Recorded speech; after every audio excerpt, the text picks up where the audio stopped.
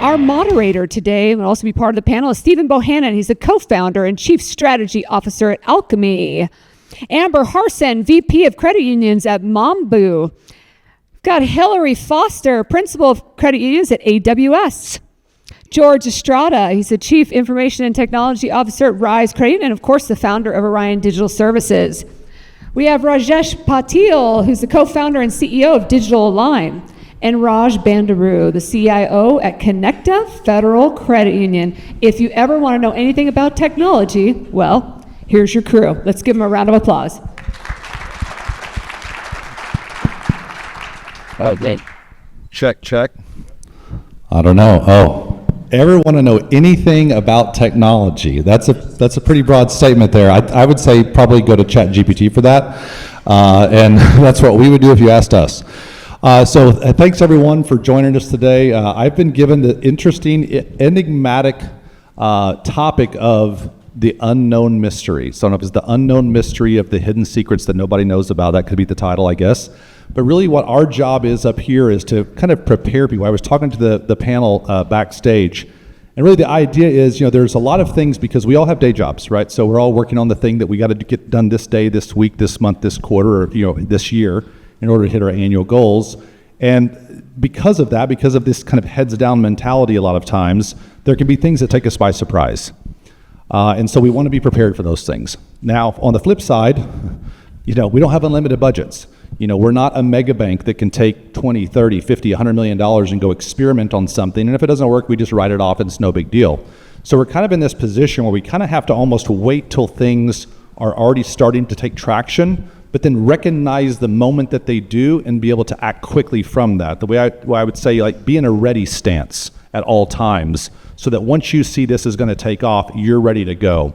And so what I've asked the panel to do is really talk about what are some things that you may see coming down the pipe, it could be now, months from now, a year from now, or 5 years from now, that you really feel like you're not necessarily suggesting that someone go put a whole team together and assign millions of dollars of budget to it necessarily right now. Maybe it would be that. But it's more of things that we need to be thinking about to be in a ready stance. The starter pistol may never go off, but if it does, we're ready, and we're not going to be caught flat-footed. Right? That's really the idea behind that. So I'm going to go down the list. I drew straws in the back. Amber drew the short straw, so she has to go first. You get the enviable role going first. Right. And I told her, don't cover the entire waterfront, leave a little meat on the bone for the rest of the panel. She had like a whole novel she'd already written out about this. So she gets to pick her top three things. But Amber, what would you say? Unknown mystery, what are some things people really need to be prepared for? I think the pace of technology hasn't slowed, right? It's only getting faster, but they thankfully are coming in, I think, waves and stages to allow us to better prep.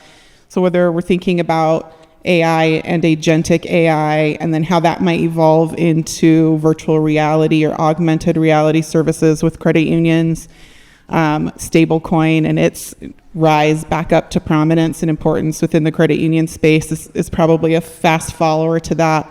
And then getting even further down the line of things that we need to be preparing for and getting curious about maybe now in order to be prepared later is things like quantum computing, and how is that going to impact us both operationally from a positive perspective in terms of analytics and being able to instantly look at our entire loan portfolio or make highly customized loan decisions.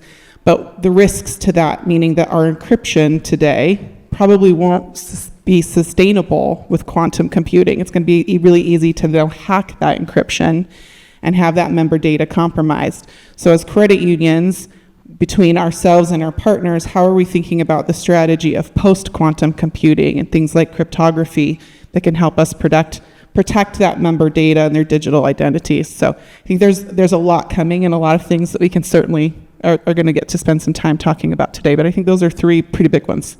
Okay, Amber, so at the end, I'm going to go down like a speed round at the end, and you're going to say one word. Now, we're not going to do it right now. I'm just prepping all of you, so get the word in your mind, because I'm going to say you get to pick one thing that people need to be in a ready stance for. And so, all right, so you've got a few that you brought up there, and you could actually go totally off the reservation and come up with a brand new one if you want. But I will warn you, you will go last on that, so you have to think fast, because Raj will get to go first. All right, in fact, Raj, why don't you, we talked a little bit backstage, kind of share with the audience what you were thinking. All right, I think Amber kind of touched on a few of the topics, so let me touch on a couple of those, right? So, and I'll start a conspiracy theory out here. Because we all heard Kyle's session, pretty interesting, right? What the NCUA and the federal government's doing. But here's a conspiracy theory. Again, not sure how far this is true, but again, you got to anticipate everything. So there was an Eastern Economic Forum that was held a few months ago.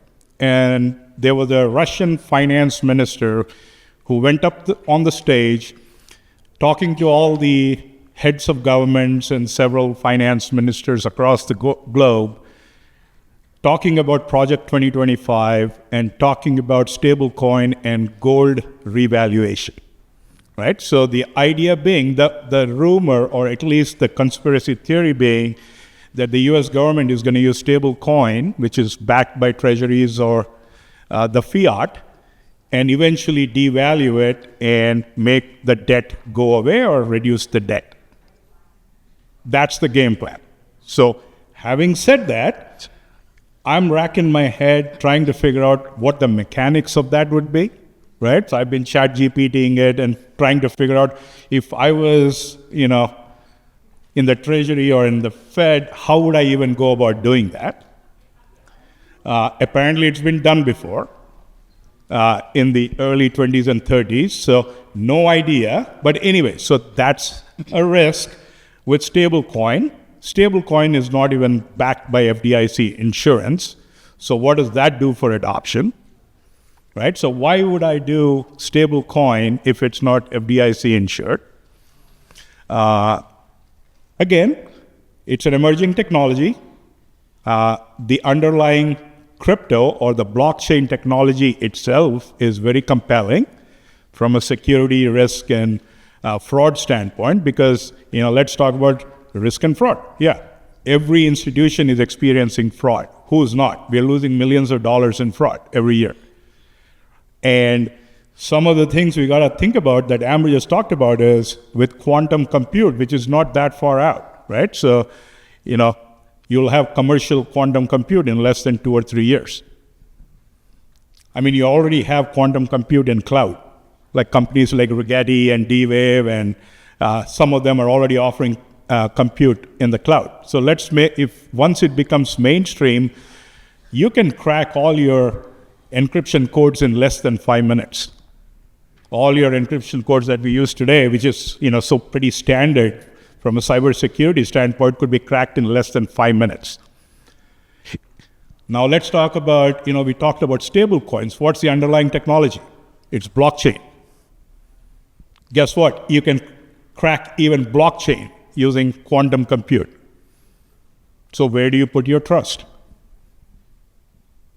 So what are we supposed to do, right? So again, a lot of questions out there, a lot of unknowns, but things to watch out for. Again, I travel all over the world, right? So when I go to Asia and Southeast Asia, transactions are done through biometric authentication. They have less fraud. Guess what? In the US, people willingly give up their username, passwords, and, MFA codes. So can we ever get to a biometric authentication across our technology stack? I don't know. Raj, it's depressing in here, man. Raj will be handing out tinfoil hats in the back of the room. I think this is why he was talking about his I think retirement plan right If I before keep we letting you came talk, out I'm too. going to have to take a Xanax or something. I don't know. I just, golly. I'm going home, flying home right after this, Raj. I give up. I'm just kidding. I just want to be done with technology. I know. I love it. All right. Well, thank you for that. I'm going to come back to you later because you're only going to get to pick one of those things. George, hit you in the middle here. What do you think? What's the unknown mystery? The unknown mysteries. Okay, so a couple of things that I'll push back on Raj, just for the sake of pushing back. No, look, I think quantum computing, yes, will it come by? Yes, there are a lot of challenges. It's not that simple. You need almost absolute zero temperatures for these machines to run. They're running out there, but they have very narrow scope. Yes, they could do a lot of encryption and decryption, but there are a lot of challenges there too. And that goes with AI. AI is good, but what we're seeing now is really clever mathematics. Okay, it's not reasoning, it's not intelligent, regardless of what they're telling you. It's math, right? And this has been around since the 50s. Okay, it took 70, 80 years for that technology to mature.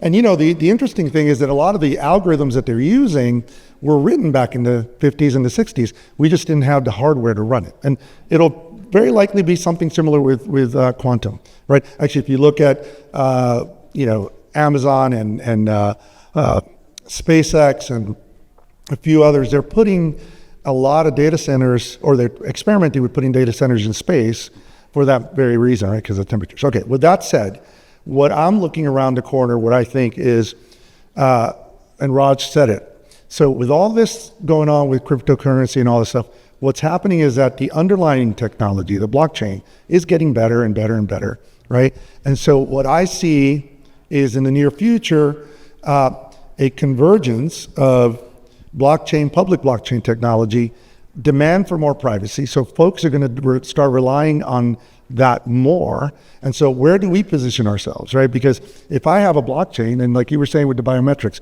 if suddenly I could put my biometrics, I might want my financial information there, right? And who do I want to trust on that? So it's those technologies, again, that it's blockchain's been out there, and it's like we're seeing, just like AI was out there and we saw variations, but suddenly there was this breakthrough that suddenly is really delivering value. Now we're trying. So I think a lot of this is going to converge in the next few years. And, there's a lot of gloom and doom, but there's also a leveling off that happens where reality sets and then we start seeing the real value, right? .com bubble, nobody saw, nobody was thinking of Uber, saw the iPhone, all these things that we just take for granted today, 24 years ago, 25 years ago in that bubble, they didn't see it. What they saw were websites. Well, yeah, and if you look, it's interesting the pace of adoption too, right? Which is really interesting because even when the iPhone came out, how many of you got the iPhone 1 when it very first came out? How many? Let's see. How many early adopters do we have in this room? This could be not good for our industry. I'm just kidding. But like when the iPhone very first came out, it's kind of like, okay, it was kind of a novelty. It actually took a while for it to get going. And then you started to see everyone. And so it was kind of 5, 6, 7 years.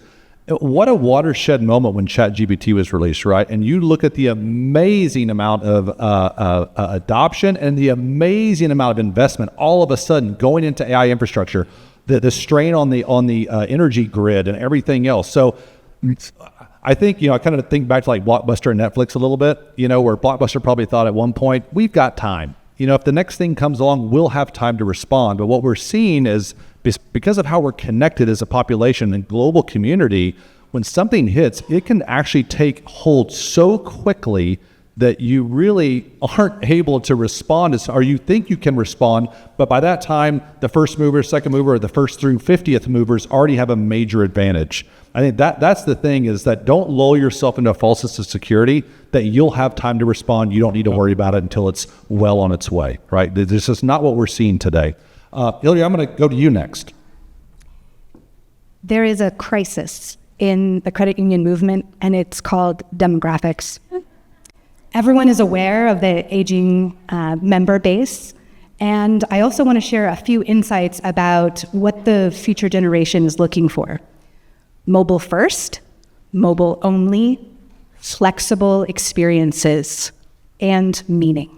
And that's where the credit union movement really has an extraordinary story to tell. I want you to think about through the whole spectrum of credit unions by size, profile, sort of which types of members, what are their own specific needs.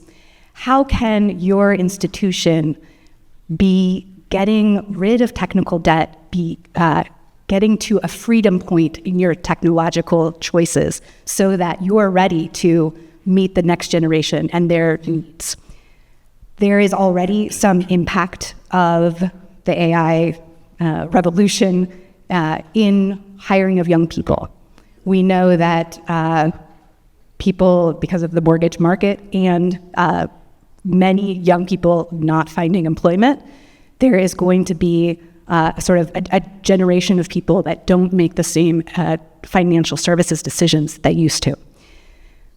What I would advocate for, and what we're working with our 200 credit union customers on, is thinking backwards from the member needs and creating that vision for the future that will allow the flexibility to create a comprehensive AI strategy. We have a lot of customers that are already working on their governance strategy, their internal policies that are in the proof of concept stage, and some that are in production. When I also think about the demographic issue, the needs of the employees of credit unions, once you have a great AI tool to work alongside you, we always talk about human in the loop. I really prefer human at the mast. The work that I can get done when I can tap into the entire data set of my organization, which is a notable size organization, the superpower that I have by having that tool makes my work so much richer, better, faster, more productive. My son is 6 years old, and we're getting ready for Halloween, and he wants to be a Greek god. We're nerds, and he's listened to this podcast called Greeking Out. Highly recommend. It's from National Geographic. So we're talking about which god? Are you going to be Zeus? Do you want some thunderbolts to throw? Are you going to be Hermes and be very fast and have wings on your feet? I feel like AI is that moment of being able to say, am I going to be able to offer the best origination experience? Do I really care about fine-tuning my marketing presence in the market by using my company's data, my credit union's data in a better way? So all of these things are like, we have that moment now to pick what superpowers we want. And all of that is based on, this is really nerdy, but critical, the data strategy for how you think about using that huge wealth, which is your credit union's data. So use the data and lean into the AI to make everyone's job better. And you talked a little bit in the beginning about a demographic. Were you talking about the demographic not only of the credit union members, but then also the employees? Is that what I didn't quite hear that part? Yes. Okay. I would give you an anecdote, which is really interesting. So my wife, I've been married for 28 years, and she is not really tech savvy per se. And so she gets really frustrated really, really quickly when like the printer won't work. And, and it's, I've showed her the auto sum, function in Excel for 20 plus years. And she still every time comes, how do you add up these numbers? And I'm like, honey, baby, it's right there. But she's like, the Excel toolbar is too busy. Like I can't remember it. Right. So I came home the other night. She's like, hey, check this. She does competitive ballroom dancing. So she's like, I used ChatGPT to design a new ballroom dress for me. I was like, what are you talking about? Like, I thought she was joking. And I went over there and like she showed, I was like, oh, that's really cool. And then like, I was like, let me say you did that. And I was like scrolling up. She had spent like an hour prompting, oh, now make it this, make it that, make it a little more of this, use these pictures as inspiration. And like, this is a person not tech savvy at all. I had not shown her how to use ChatGPT at all. I was out of town on a road trip and she just kind of got a like wild hair. It's like, I'm going to see if I can use this. And she's like, this is really easy to use. Now she's in her early 50s. And so I'm sitting there thinking, as I think about like credit union employees and stuff like that, like you just think about, I think this is a cool opportunity to really where maybe people that in their mind kind of written off like, I just don't really get tech. I'm not really into that. It's for the next generation.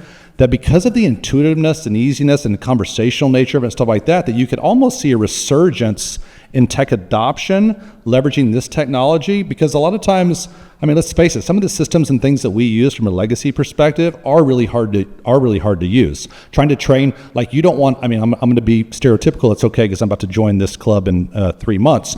You don't want to get a 50-year-old to come in and I want to teach you how to use these teller terminals and tabbing across these things and going, because they're going to be like, that's too confusing to me. But like putting an AI layer in front of it that now allows you to interact and be able to manipulate these systems in a very easy way. Now all of a sudden my workforce is fine. I don't have to worry about like, I got to go get a 25-year-old to do this so just some things to think about there is I agree this is an opportunity to leverage this to kind of even rethink maybe there are types of people that can actually get this if I have the right tools in front of them. So I think that's a really interesting point that you bring up there. All right, Rajesh, I left you to last, so you had enough time to stew on it, but you have the disadvantage that if any of the things you were thinking were already said, you can't say the same thing. So that's why I was giving you a little filibuster time for you to think about your answer. Go ahead. This is my first time on this stage, and it's scary with sitting with these people here. But thanks to Sue for putting me here. I'll keep it simple, right? It's the next big thing is AI agents. And when I say AI agents, I talk about three things. The knowledge agents, which have enormous memory that can remember everything for you, which never forgets anything. The second one is basically your data agent, which can go dig into any data, any corner, anywhere, and give you the insight. When the CEO wants to know what is my delinquency rate, it gives an answer in seconds. That's the next big thing. The third is a skilled agent. When I talk about skilled agent, it's not just an agent that can talk to your members, talk to you, have a good conversation, and these are improving really good. I can even put a background noise of a restaurant or anything and make them talk. So it's amazing how the technology is evolving. And in collections, in other member service, there's a huge opportunity for voice agents where they can talk to the members and scale up. And also the skilled agents which can do the work for us, right? In the future, I think the org chart is going to change into a work chart, right? And this is not what I am saying. There is an article, if you search for work charts, where everybody within the organization are not going to be defined by whom they report to, what the title is, but what value they are going to deliver, what work they are going to do. Now, if these AI agents, which are skilled, can probably do 60 to 70% of the work that your staff is doing today, they can do it for you by just having a conversation with them, and that is revolutionary, where your existing staff can focus on talking to members, going into that community, and helping the members. And one of the key differentiator for credit union for me is credit union can go to the darkest corners of the communities where no bank or fintech even dares to go there. That's the specialty of credit unions, and that's where our people have to be, not tied to their desk and clicking buttons. And that's what I'm super excited about, where AI agents are going to be part of our workforce, and they would be not just few, but 60 to 70% of it. That's a fantastic one. Now, quick question. I want you to raise your hand if your organization is currently leveraging AI agents to do work that used to be done manually. Nice. Who's willing to give me one example of what you're using? Someone's going to be proud of it and excited about it. Nobody? Nobody's proud of it. Must not be doing anything good. What is it? Debt collection. So what do you mean? An AI agent's doing debt collection? Calling here. Okay, so you got an AI agent going and doing outbound calling. Okay, anyone else? What? Bilingual virtual assistant. Okay, nice. Doing proposals. Go get a request for proposal. Go take our price book, take this, and go put it together. Good. Yeah, I think this is this is a really big one here.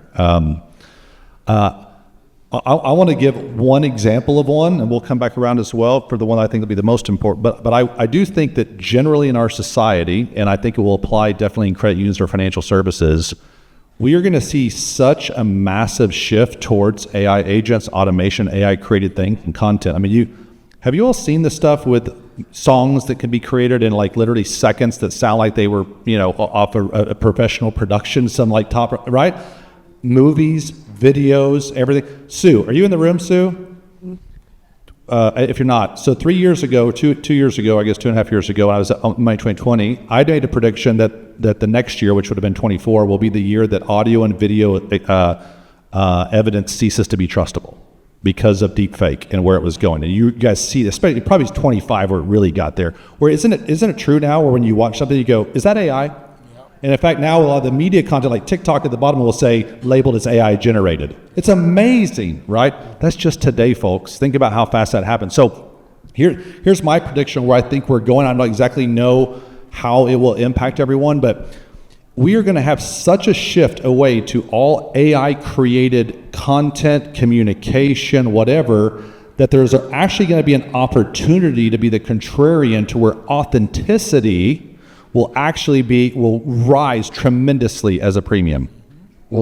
Because everything you interact with, you'll know is robotic, AI, whatever, and you're going to be like, can I just deal with an actual person at some point? You may even pay to talk to a person because, oh my God, I could see to where, for instance, theater will come back and be very, very expensive to actually go watch people act, because every movie I've seen over the last few years has been all created by AI, and it's actually not even real actors, right? So just think about a world a few years from now to where we become so numb to everything being created by AI to where the authentic experience will be the thing that's the premium for us. So just something to kind of, think of. One other little anecdote. I'm going to try to, because they're in this industry, I don't want to out anybody. But a person I was talking to was I was asking them about how they liked their new boss. This person's in sales, and this is not in our company, so don't worry, Nathaniel. It's somebody else. I asked them about it. I said, yeah, that was okay, whatever. And so they said, one of the things that annoys us, and we kind of talk about it, it's obvious she uses AI to write all of her emails. I said, what do you mean? She's like, they're just too perfectly written. They're like, and I thought, oh, that's really interesting. And so this person is in their mid-20s that told me this. And so it's like, it doesn't come across as authentic. And so it's like one of the things, just like we can spot almost like good user interface design and things like that, we can spot almost AI anymore whenever you see some of the stuff, the way it's written. It doesn't, and you can tell no, AI sound more human when you do this. Okay, got it. And it doesn't, that's not any more human than the last one you did. But I'm just saying, so just think about this. And so I just think there's an opportunity to maybe almost go, not do this, but there'll be an opportunity that where people will be yearning for a authentic, real human connection and interaction, because they're going to be so tired of interacting with machines. Anyway, that's one idea. All right, I'm just looking at our time, make sure it's down here. All right, so I have a couple of questions, and if you say, I don't have any good ideas right now, fine. I'm totally, by the way, I do this every year. I don't let them prep for this one, so they have to think on their feet. But now, we all talked about kind of some things abstract, some things a little indirect. You had to draw a couple lines, like quantum computing, how it could affect it, because obviously it could affect everything. But let's get down to something like, whether it be lending or deposit or fraud or branch or call center, stuff we do day to day. Is there something where you can take one of these things, these technologies or whatever, and say, give me a use case as an example of something where that thing is going to affect or could really affect something that you all run in your businesses every day? So, Raj, I'm going to start with you if you've got one. So as compute, let's use quantum compute as an example, right? So compute becomes fast and powerful, and it can munch through, millions and billions and trillions of records of data in real time in sub-seconds. That's a very powerful, possibility to cut down on your cybersecurity risk and fraud risk. And also, there are several use cases around hyper-personalization as well, right? So imagine all the data about any member that you can gather from anywhere in the world, all social media data, wherever. It doesn't matter where that data sits. If you're able to, correlate all of that information in a few seconds and give them some personalized messaging or personalized advice, that's very powerful. That's really interesting. So you're saying, take me, I'm a customer. All of a sudden, you go out to all my socials, all my whatever, and leverage that in order to deliver a message that's more. What about something even a little bit closer to home? What about underwriting? Yeah, how many of you use a Zest AI today for either all or partial of your underwriting? Anybody? Yeah, a few people. Yeah, we've used it and shut it down. But anyway, it's a different. You used it and shut it down. Okay, good. Yeah. But anyway, underwriting is that's a very easy use case, right? So you can do that with the basic AI capabilities, machine learning capabilities. You don't need anything advanced to do underwriting. Yeah, that was. All right, Raj, I'm going to push back on you right here. All right, because and this is my held belief where I look out. Okay, so I think the future of underwriting is a combination of your trade lines. Yep. I think it's going to be your transaction history and your cash flow, along with also taking into consideration your crypto assets. and your behavioral data. Yeah, so to me, there's going to be new ways. SoFi kind of pioneered this a little bit years ago on the way they did mortgages and their rates and things. But I just think the future of underwriting as strictly a FICO score kind of based thing and a simple LTV ratio is going to go away, and we have to factor in. Anyway, that's an example of where, in order to be able to make the kind of loans that other people won't. When you think about credit unions, like, you're supposed to be able to be creative in the way that you lend money and things like that. And what we see across the industry is, we're just using the same rule books that B of A uses or whatever. So like, if you're going to be able to do that and get creative, be able to leverage AI and these other data sources to underwrite things. That's what I meant by that. Yep. Yeah. Great. All right, you're like, okay, we agree. We're in violent agreement. All right, anybody else? Oh, you got one. Yeah, I've got one that I just think is super interesting and kind of meets credit unions at the intersection of technology, and that's thinking about augmented reality and some of the options that we would have available to us, either through thinking of something like, I'm going out to look at homes, right? So I'm going on tours with my real estate agent, and as I'm in the home, I can be geolocated to the address, pull up the taxes, what's the insurance look like. I can then log into my credit union app and have options about, well, what happens if I have this kind of down payment? What should I plan for savings for home repairs? Like, how is this going to impact my overall financial picture as a consumer if I buy this particular home? It'd be really cool if you could tap into things like, when did they get a new roof or something, but I don't know that we're there yet.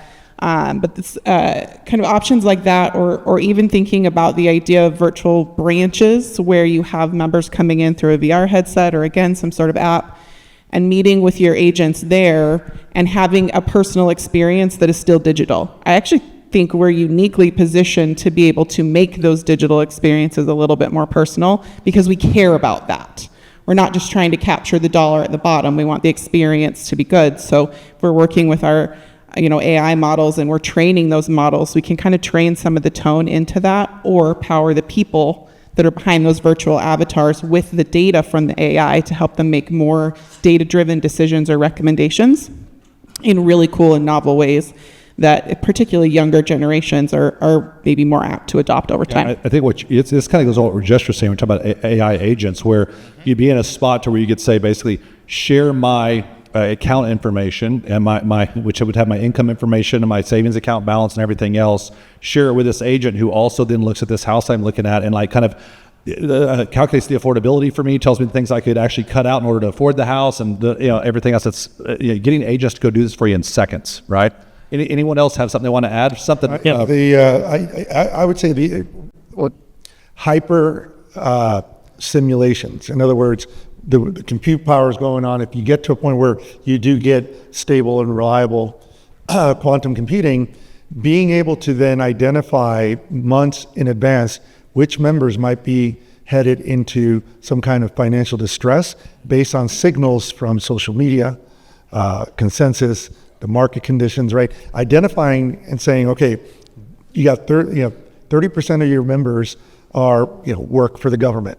The way the politics are shaping in the next 18 months, there might be a government shutdown. Here are programs that you could start offering.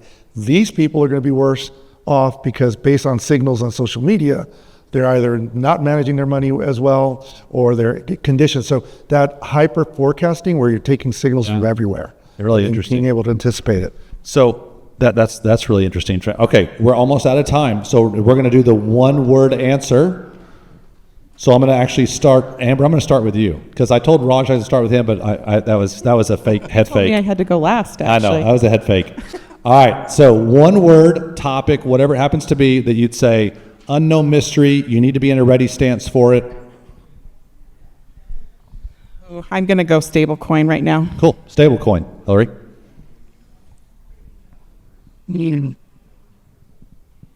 Modernization. Modernization. George? Bioengineering. Okay, bioengineering. DNA. Jesh, I know what you're going to say. Efficiency. Oh, I thought you were going to say AI agents. All right, you're good. You're good. Raj? Unemployment. Unemployment. Great. All right, thank you all so much, and great job, panel.